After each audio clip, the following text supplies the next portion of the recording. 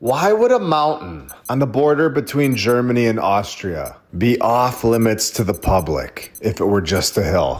Why would there be an extensive cave system that is home to over 400 known caves, reaching depths of 1,148 meters, that was all just discovered in 1996? Old world dwarfs inside of a mountain.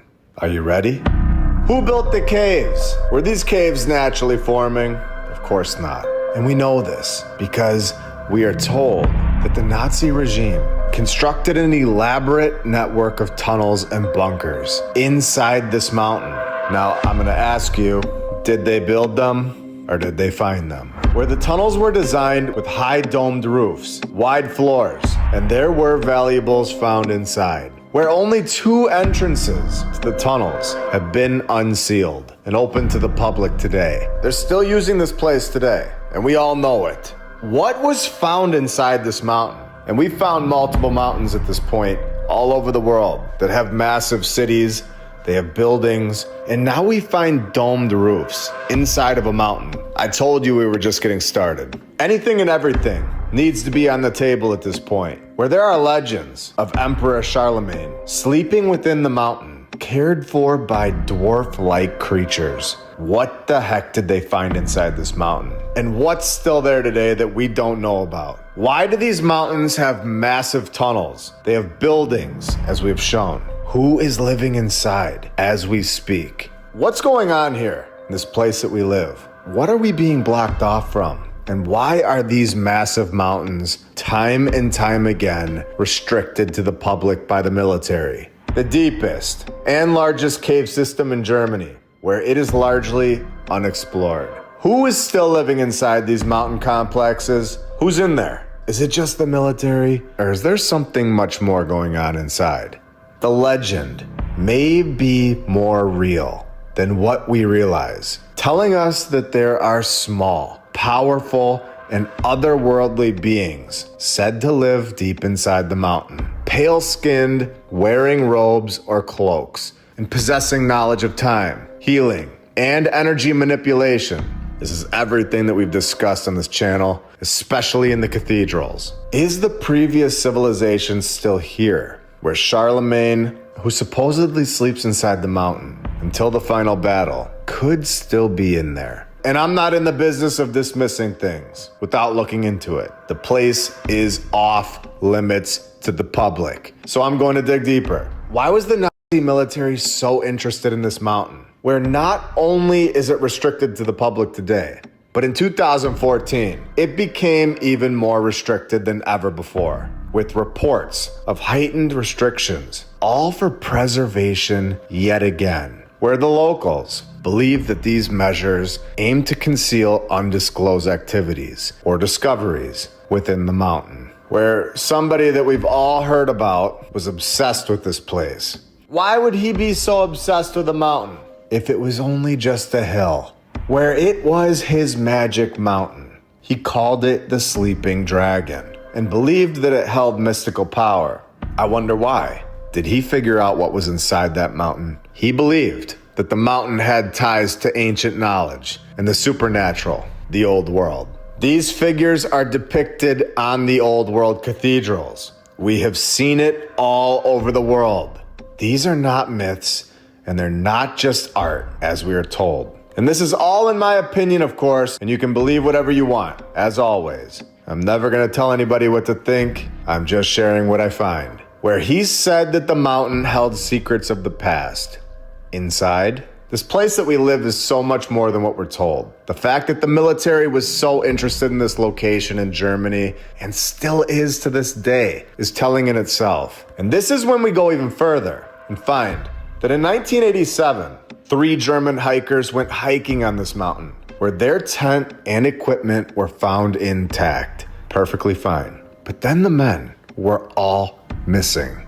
And then they just reappeared 3 months later on a ship in the middle of the Red Sea that's 2,375 miles away, where even their car was found parked right there at the site with no recollection of the intervening time. By the time that they got back from Egypt, after calling their families from the ship, claiming that they had no recollection of getting there. They, of course, altered their story, saying that they just traveled there. They didn't have a passport, and they didn't have a car, and their tent was still on the mountain. What do you think? I believe that somebody told them to alter their story. It's incredible. And this is not the only time this has happened. This happens all the time, where hikers are constantly reporting experiencing sudden lapses in time while on the mountain. They're losing track of hours and they're blacking out. And they awaken in entirely different locations, showing up in other countries. And I believe that this is happening so much more than we're being told. Documented account, an engineer, a steel construction technician, and his experience at the mountain, I believe, proves that the old world civilization, they still may be here. Wolfgang Stadler, an engineer, he wrote books about his experiences at the mountain. He described encounters with individuals residing within the mountain. People that still think that they're in World War II. This is still going on.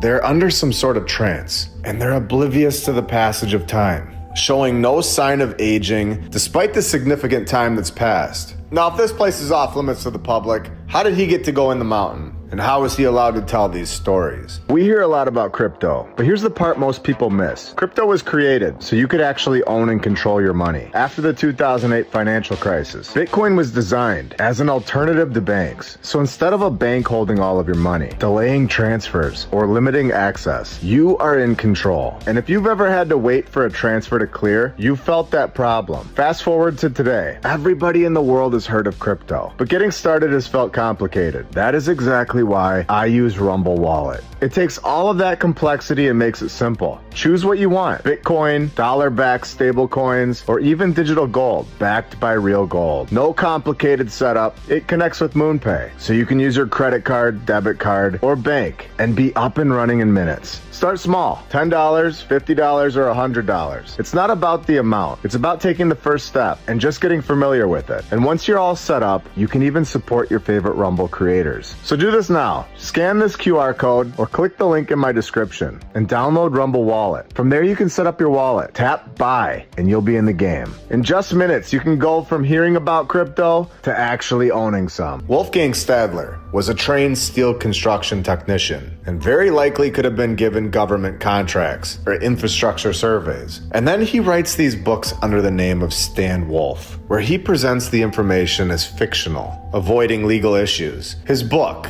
Gems of Dominion, was published in 2009. Now, all of this being said, I have no idea if there are actually things inside this mountain or other mountains all over the world. What I do know is that this place is off limits to the public. We can't just go walking around and go inside the complex. It is off limits. We know that military explorations were conducted within the last 100 years. We also know that a well-known figure stated that this mountain is a sleeping dragon, holding mystical power, and holds secrets of the past, with documented accounts of him referencing Charlemagne, the dwarfs, and the time anomalies. He believed that the mountain had ties to ancient knowledge and the supernatural. This is the old world. If militaries are restricting sites, if governments all over the world are extremely interested, and time again showing us that these are valuable locations for our research, then why in the world would we be dismissing it?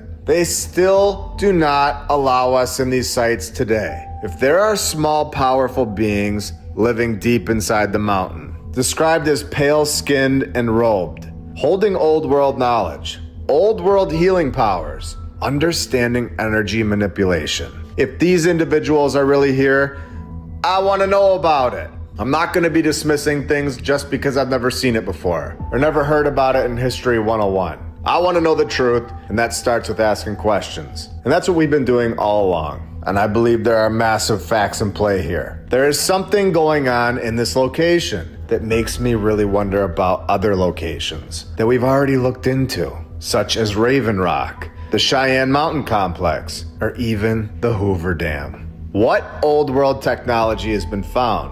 What is really going on inside these mountains? And we see the same thing going on in Iran. where we know that they have mountains too, and things going on inside of them. And we also know that that place, it has been in the news lately, where we are told that this location, they have elaborate networks of tunnels, high domed roofs, and wide floors. What's going on in there? Especially when we see that somebody built their so-called eagle's nest directly across from this mountain, just 6 miles away. He set up his eagle's nest, his mountain residence. You can visit this location today. They even have a restaurant, and it's a tourist attraction.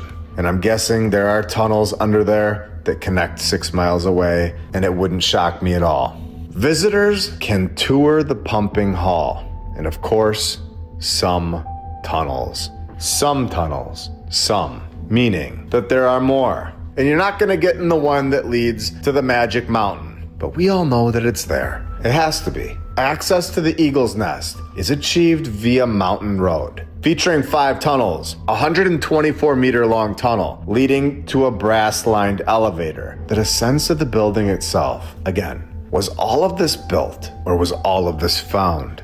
Telling us that all of this was completed in just 1 year. Crazy. From 1937 to 1938. Are you sure?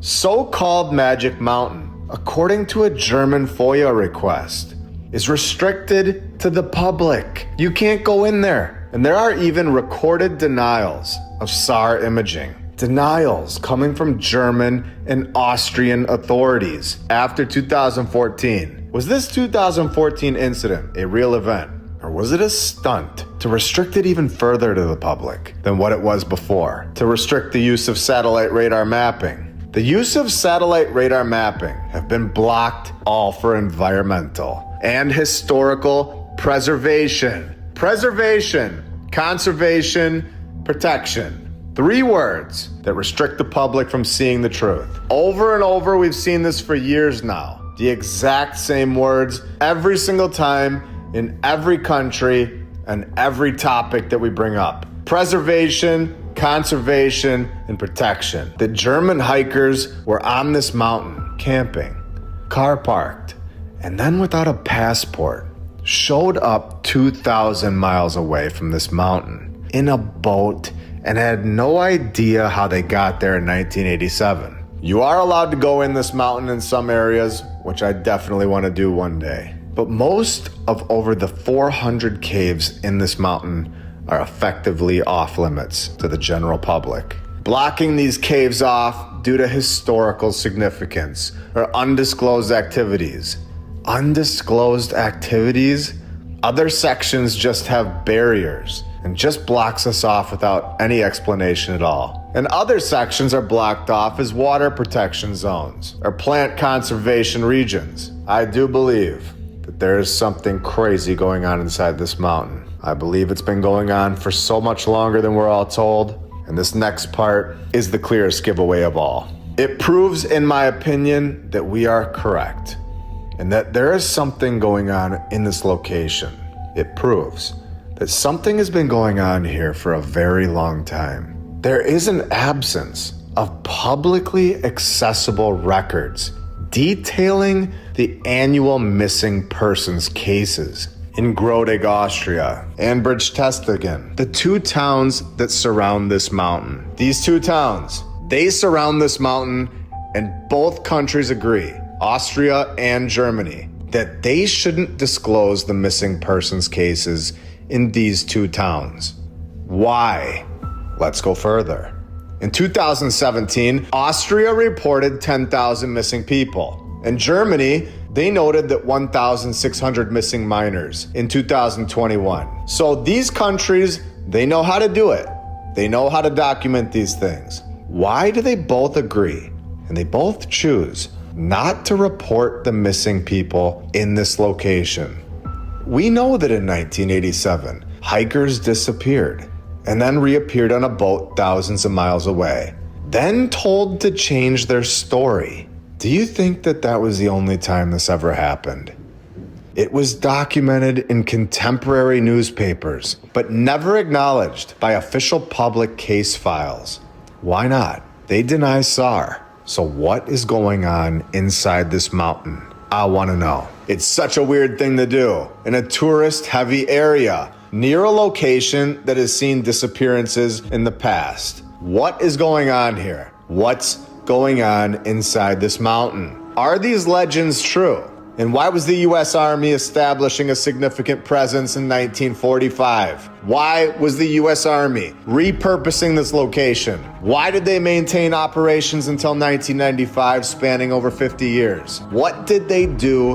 What do they know now? And what did they destroy? Other than their facility Cornerstone in 2000 to 2001. Do you think you know everything about this place that we live? I believe that we are just getting started, and I believe we are not being told the truth. How many times to this point have we seen that the statues from the old world, they don't have their hands anymore? The stories tell us that the old world, some individuals had 6 fingers and 6 toes. Should we take this further with the first mention of giants with 6 fingers and 6 toes appears in ancient texts, the Bible, and various mythologies, where we have shown so many times that these so-called myths are so much more factual than the mainstream narrative that we have all been told. One of the most famous references comes from the book of 2 Samuel in the Old Testament, which mentions a giant named Ishbi-Benob, who was described as having 6 fingers on each hand and 6 toes on each foot, a descendant of the Nephilim, a race of giants mentioned earlier in Genesis, with statues from the old world exposing the truth, showing the depictions of the past, destroyed so many times, chopping the hands off over and over, chopping the feet off. And when they don't do this, it exposes so much. Just like we saw in episode 109. All of this, in my opinion, all based on my research. You are always free to think whatever you'd like. I've said this since the very beginning. That being said, let's keep going. And there was yet a battle in Gath, where was a man of great stature that had on every hand 6 fingers, and on every foot 6 toes, 4 and 20 in number, meaning 24 fingers and toes in total. And he was also born to the giant. All of this is a myth. Are you sure? With 7 full books documented as being removed from the Protestant Bible. 7 full books removed, along with additional parts of other books, such as Esther and Daniel, all excluded. And we all know that it wasn't just 7. What was being removed changed. I'm not speaking to the 7 books that were removed. I am so much more interested in if there was more than 7 at this point. I believe that this book, the Bible, is directly from the old world, telling all of us, admitting that this incredible book has been altered. So let's turn this up a notch. Polydactyly is the condition of having extra fingers or toes. A condition? Or is this the giants, the Nephilim from the old world, the previous civilization? Egypt, where some mummies found in high-status tombs were reported to have extra digits. Finding mummies with extra digits. In Thebes, the ancient capital of Egypt, archaeologists discovered a tomb. Was it just one? You tell me. A tomb belonging to a royal or high-ranking individual. The Nephilim? I believe so. The tomb contained mummified remains with unusual characteristics, including extra fingers and extra toes. This is unbelievable. Is this what we are all being blocked off from? That the Nephilim were the leaders of the old world? Does the extra finger, the extra toe, does this expose that? And this is why the statues of all of them are all removed today. I believe that this is the case. Like I've said since the beginning, I don't believe that this is thousands of years ago. I believe that this was only a few hundred years ago. And it's getting clearer and clearer. Mummies from the Valley of the Kings in Egypt, which were discovered in our timeline yet again. Just like it is every single time. The late 19th and early 20th centuries have been examined for unusual traits like polydactyly, 6 fingers 6 toes, with modern archaeological excavations reporting finding remains of individuals with extra digits in the tombs. I believe that we fully understand why these statues of the past are deliberately destroyed, chopping the heads, the hands, and the feet off of all of them perfectly with a saw all over the world, because we all know that this isn't just in Egypt. The mound builders of North America, specifically Ohio, Illinois, and the Mississippi River Valley. This research is incredible, and it all fits together over and over like a puzzle. I've said this for so long. It feels so much like a game. It all begins to tell a story, an incredible story, the true history, while at the same time exposing the false narrative. In episode 45, we went on top of the Cahokia Mound to this location in southern Illinois, USA, that archaeologists have uncovered hundreds of human burials, with hundreds more burials being discovered across the other mounds. And the exact numbers vary due to not completing the excavation. They stopped excavating the site. We know this from episode 111. And we only needed to wait 2 more weeks to put the next puzzle piece together for this location. Not only were these people found underneath this supposed dirt pile that we all know is a temple covered by grass, but we find something incredible about these people that are still here at this site today. And I believe that we've found the reason that they stopped digging, all to preserve their narrative. The Cahokia Mounds, one of the largest sites in the Americas that we've found so far, has yielded numerous burial mounds and remains, with some reports, though not extensively documented, of course. These reports documented that there are skeletons buried at the Cahokia Mounds with extra digits, telling all of us that this Mississippian culture viewed these individuals with extra digits, extra fingers and extra toes, as possessing special significance or power. We have just exposed that the Nephilim were in Illinois, USA, and it's looking like they're still possibly buried there today, 2 feet underneath the dirt, like we have shown. The mounds at Cahokia were used for ceremonial and burial purposes. We have also shown they were for sacrificial purposes, showing that we obviously don't know what the Nephilim were up to. Possibly not great things. With some of the skeletons found associated with elite figures, just like we saw in Egypt, indicating that polydactyly was seen as a sign of strength or divinity. You're not seeing these individuals buried with a chisel next to them. These individuals with 6 fingers and 6 toes, they weren't found with a rake next to them. They weren't off making pottery. These were the leaders. They were in charge. And I believe that we've fully exposed this. And it all started with having open eyes, seeing that they would chop the hands off of the statues, understanding that the statues that we all see today are actually depictions of the past and not just myth. And then that evolved into seeing that their hands and feet were also removed perfectly over and over. And now we're finding evidence that they have found the leaders of the past, the leaders of the old world. 6 fingers, 6 toes, and they were giants, and they are being hidden from us today, telling us that they are preserving the site when they are just preserving their narrative. Just like we saw in 1967. They found these individuals buried, mass graves, and then they stopped in 1971.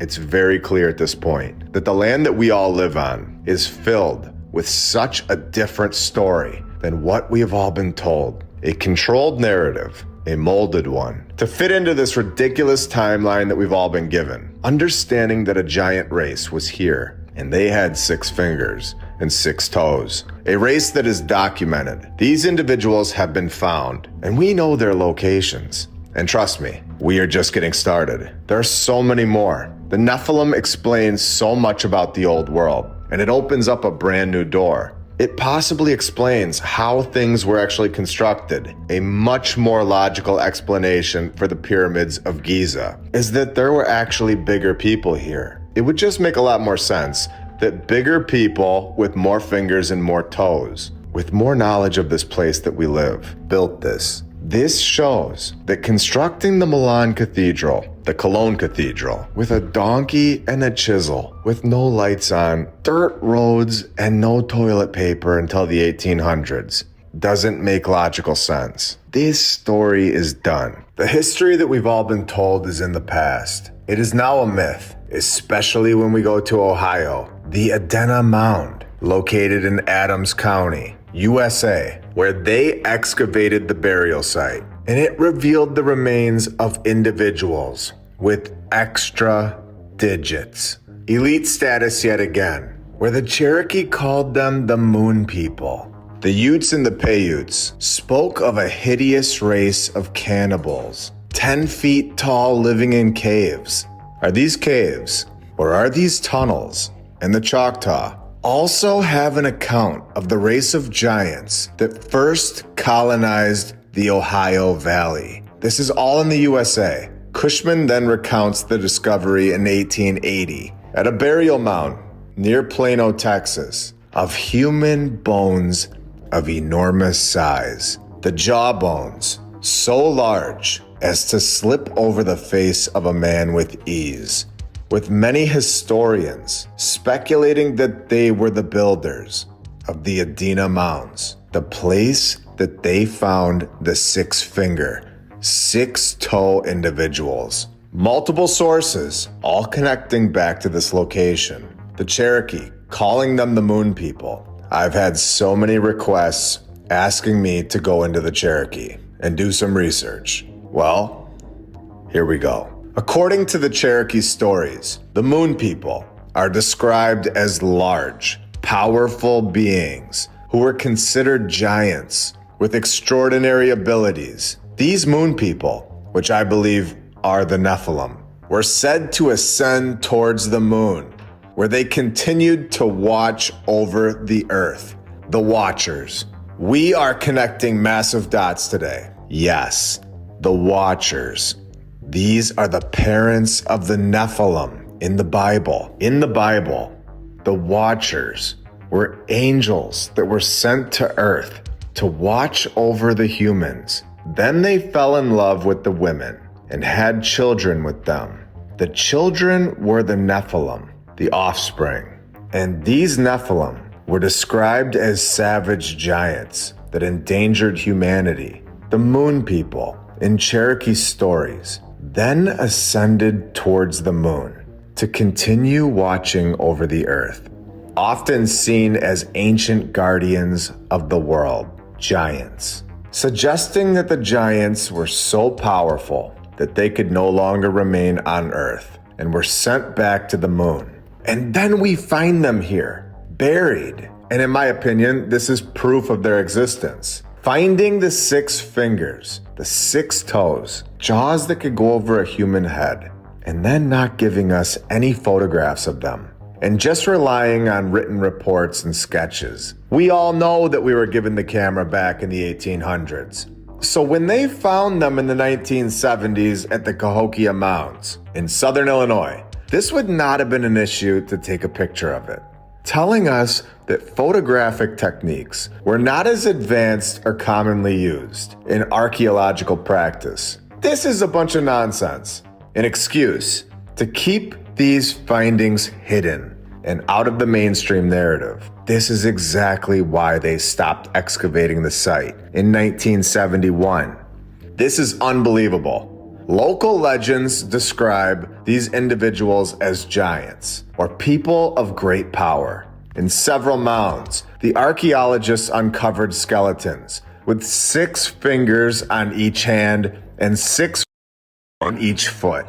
The individuals appeared to be of large size. Again, we see the depictions all over the world. They don't design the entire thing perfectly and then accidentally put an extra finger on both hands. That's not what happened. This was done on purpose. So when someone has polydactyly, this can mean that they have 6 fingers on one hand and the other hand has 5 fingers and both feet have 5 toes. It could also mean that both hands have 6 fingers and both feet have 6 toes. So to be more specific, and attacked us even further. We have to understand that we only want to research the instances where it's 6 fingers and 6 toes on both hands and both feet. This is polydactyly, but it is more specifically called hexadactyly. And hexadactyly means they have 6 fingers and 6 toes on both hands and both feet. And what I find extremely interesting is that people are still born with this today. It's extremely rare, with 1 in 1 million births, or only 140 people a year worldwide. They are born with this. So when we see it all over the world, the powerful giant old world figures in every continent, and they are being discovered as the leaders.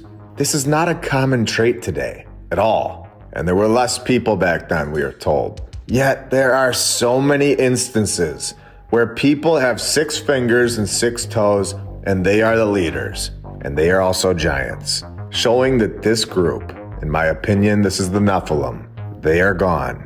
And there were so many more of them here in the past being around 500 years ago, in my opinion. I personally believe that this group did leave, with some dying from the catastrophic event that took place. The event that melted buildings. The event that covered this place with mud. But I also believe that their DNA lives on, a very small amount. I believe these 140 people per year, they might just have traces of this dominant trait.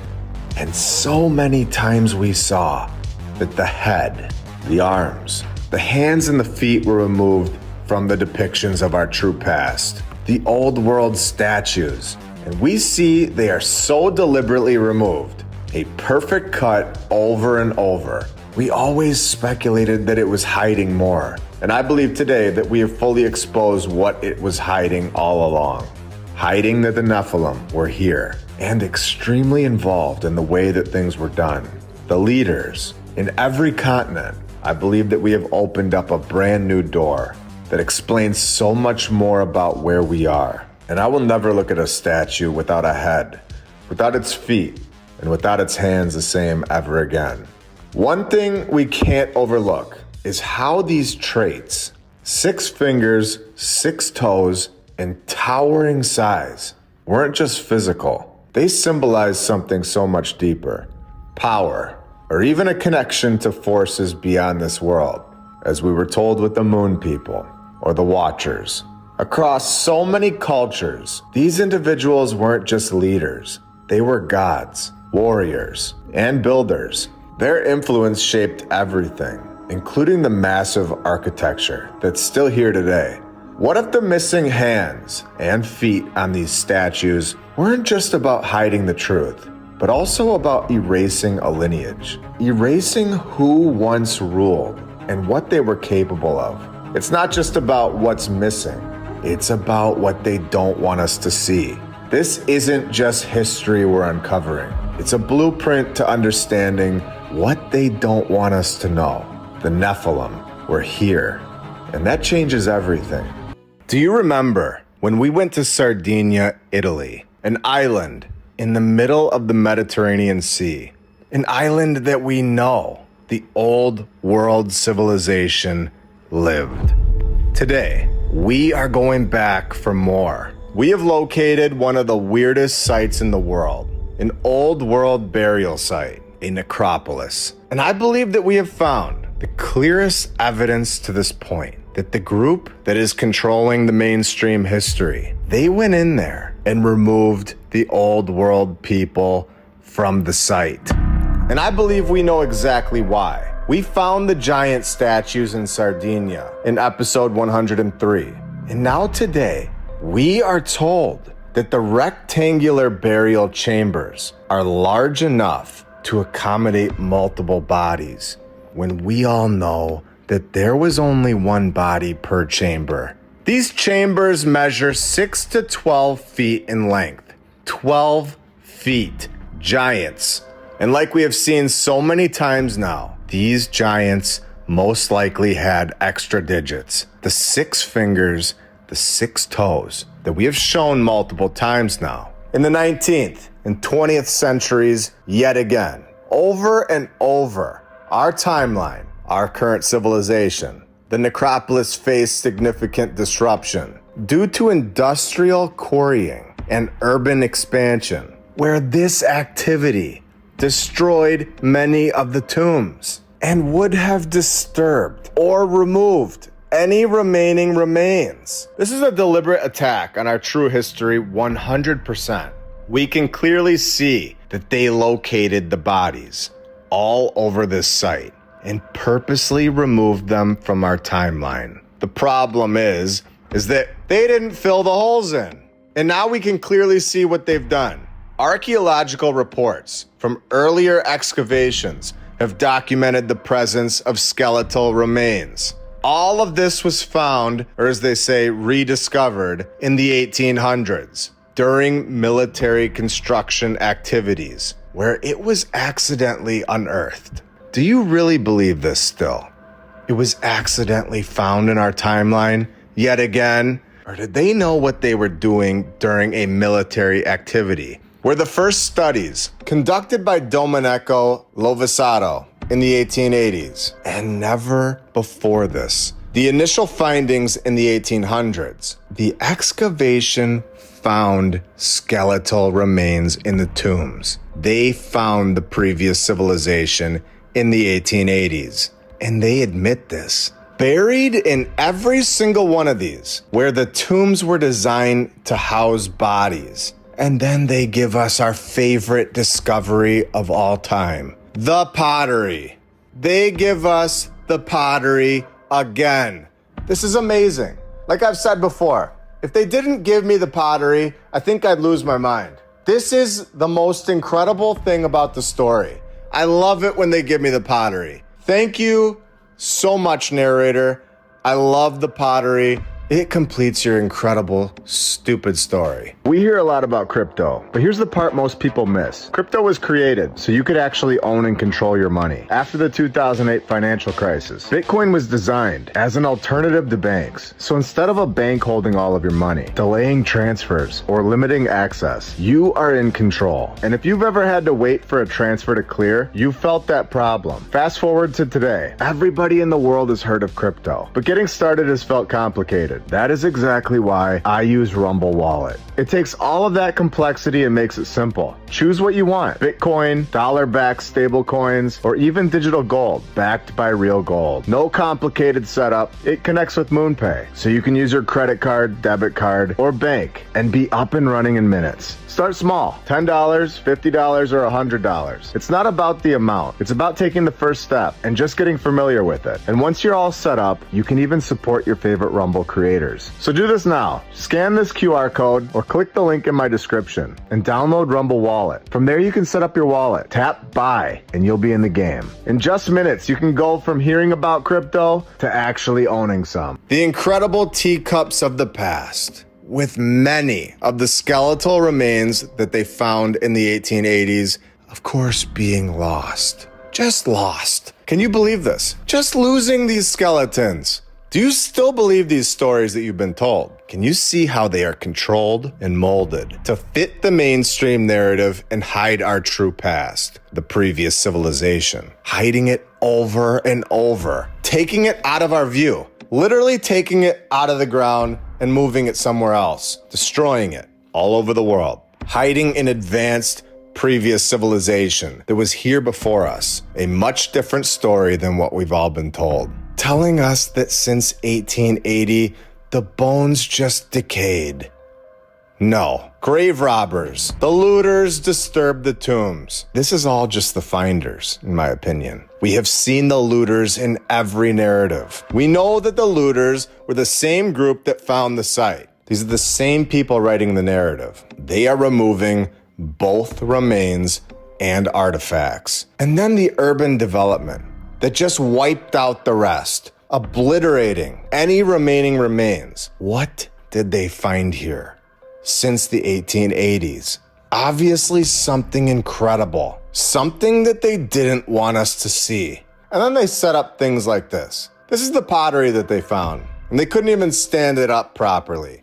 This is embarrassing that we all believed that this is actually what was found at the site. We all know now that they just made this pottery in a warehouse and then put some dirt on it and put it in a cage and said it was from thousands of years ago, so that we would all say, wow, the people of the past were so primitive. They weren't advanced at all. So pathetic. And then we would never ask another question about what was really found at the site. We have so many of these burials, and then right next to it, we have this structure that looks like something that's been melted and has a door that you can enter and go deeper into. There's an arch over here on the side, with some sections, of course, off limits to you and me, all to preserve their narrative. Preservation. The necropolis opened to the public partially, as we just showed, in May 2014, meaning that it was fully off limits to the public for over 130 years, dating back to the 1880s, when they found it, and originally covered an area of about 200 acres, meaning that this entire site was, and possibly still is, covered with the old world bodies, right underneath everybody's houses right here. Remember how many times to this point that we have been told that everything was found in the 18 and 1900s. So when we go just 1 mile away and see the Cagliari Cathedral and read the narrative that it was built in the 13th century and obtained cathedral status in the year 1258, not 1257 and not 1259, but exactly 1258. We know that this is just ridiculous at this point, pinning down the date from 767 years ago. Even their AI system agrees with us. I went through a long conversation with it, finally got it to tell us the truth. Here it is. Yes, I agree with you. It is entirely possible that the 1258 date is speculative or based on incomplete evidence, especially since no primary sources or widely recognized public records have been directly cited to verify it. There is no evidence that this place was ever constructed in the year 1258. This date is made up, with zero evidence provided, and we all just believed it for years. We sat in those seats, and they told us 1258 is the year that it obtained cathedral status. This is the year, and you're gonna believe it.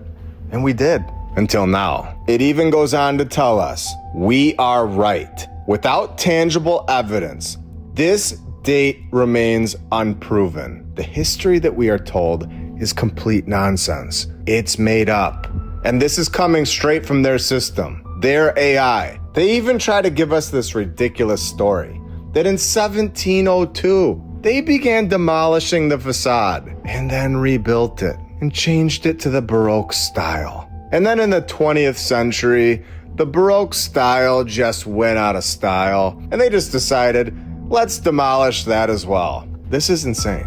This is the original building. There were 0 remodels. The only thing that may have happened is the demolition. There were no improvements made to this palace. This building is incredible. Remember, we were told the necropolis originally spanned 200 acres. I think at this point, we all know that it's bigger than that, and most likely goes underneath this cathedral. And what do we know about bodies being buried underneath churches at this point? We have spent hours. We have documented evidence to this point on this topic. Episode 72, episode 78, and episode 92 are great places to start. Do we also remember episode 112? When I said all of Cyprus was one massive necropolis. It isn't just a small necropolis over here and another one over there. All of them are connected. They are all one. And to tie all of this together today, where we go back to the beginning, the Chalkandi tombs, where we found these giant tombs with incredible designs all over them. You would think that these would be the only ones in the world. You would think that this would be a once-off. When we only have to travel 25 miles away yet again, and we find even more, showing that this is all connected. This entire area is connected, not just above ground, but also below, showing that, in my opinion, this is a massive burial site right here in Pakistan with a much deeper meaning, where there is an admission. We are told what this is, dating back to at least the 13th century. I believe it is the same exact thing going on right here in Sardinia, Italy, especially when we read bodies are buried under Cagliari Cathedral, 1 mile away from the massive necropolis. 1 mile. You have bodies under this cathedral. Remember when everybody used to ask, where did this incredible previous civilization go? They would all ask, where are they? I think we all know now. And it is all over the world. Exactly like we've shown. Places with made-up stories about the building, with bodies buried underneath the floors. Massive necropolises within a mile. And if anybody can get inside this cathedral and send me a picture on X, who is at the top of this thing? We have a bunch of angels. And then take a look at this individual right here on the top. It looks like a skeleton's head. And is this guy wearing a crown? What in the world is going on here? Let's zoom in on it. Okay, that is definitely a skull. This is crazy. Just knowing what we know about what is underneath the ground in this entire location. A bunch of dead people. We'll come back to this in a minute. First, check this room out. Look at the architecture. There's angels all over this place. Going back to episode 75, episode 91, showing that the angels helped build the old world. Very interesting, and a ton of evidence of this. Right outside, we see griffins on the wall of one of these buildings. So that's on this building to the right, the Piazza Palazzo. Now let's get back to this room. Here's the angel, and let's spin the camera around here. And let's read exactly what this thing right above the door says. A cathedral with bodies buried underneath it. Let's read this. Inscribed on the most ancient marbles was dedicated to Saint Lucifer, Archbishop of Cagliari. His sacred remains were discovered and extracted from the earth, and they were placed here to honor the memory of this church's sanctity and its primate. They are revealed to the world and dedicated to God in the most sacred manner. Dedicated to Saint Lucifer, and then finding his remains and placing them there in the church. What the heck are we reading? And then we see this individual at the top. Being at the top normally means that you are in charge. This individual at the top is a powerful individual with a skull head and a crown. What happened here? I have a feeling that we are far from being done with this location. There are angels all over the place, a palace, and Saint Lucifer being engraved into the wall. I do not believe the story that we've all been told about this place is the full story. Who else is with me on that? I think there's a lot missing and a lot more to come. And this is when we are told that this depiction is in fact a depiction of Saint Lucifer. Saint Lucifer is in charge of the church, a church that's on top of the dead. What history are we not all being told? What actually happened here? What happened here where we all live? What may still be happening here? And we are totally in the dark about it. Saint Lucifer's Cathedral in the middle of the Mediterranean Sea on top of a massive necropolis. And we are told right above the door that he's buried there. It's also one thing to have one building, but we have found another, the Chapel of Saint Lucifer. And take a look how close all of this is together. Right here, we have the Chapel of Saint Lucifer. And then right next to it, we have the cathedral with the depiction of Saint Lucifer looking pretty dead. And then we keep going, and again, all right next to each other, we have the necropolis that ranges for at least 200 acres that we are told of, and most likely connects to all of these buildings. It is one of the weirdest locations in the world for sure, without a doubt. We are told that this church of St. Lucifer was used as a necropolis. Remember, a necropolis is a burial site, especially a large one, belonging to an ancient city, the old world. The crypt specifically excavated among these relics found were those attributed to Saint Saturninus, as well as Saint Lucifer. So we just found that Saint Saturn and Saint Lucifer were buried together, right here in Sardinia, Italy. Do you understand the significance of this? We were told earlier that this cathedral is a Roman Catholic cathedral. In Roman mythology, where the myths are looking less and less like myths now. If you want me to go deeper into this in the future, let me know in the comments. What an incredible location that we have found. Very interesting characters from the old world found, and the depictions of them are in the art, and they are shocking. All of this is in the middle of the sea,